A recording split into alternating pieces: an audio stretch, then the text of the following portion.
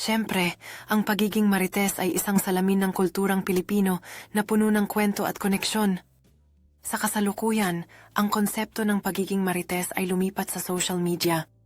Bagamat karaniwang may negatibong pagtingin ang pagiging marites, maaari rin itong maging positibo.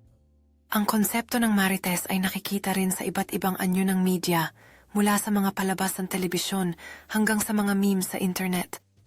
Sa isang bahagi, ang pagiging marites ay maaari ring ipaliwanag bilang paraan ng mga tao na magkaroon ng boses sa kanilang komunidad.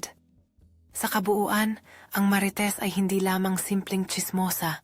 Ito ay isang komplikadong representasyon ng kultura, komunikasyon at interaksyon sa modernong lipunan. Ang marites ay tila naging bahagi na ng araw-araw na buhay, sumasalamin sa ating likas na ugali na makipag-ugnayan at makibalita. Sa maraming pagkakataon, ang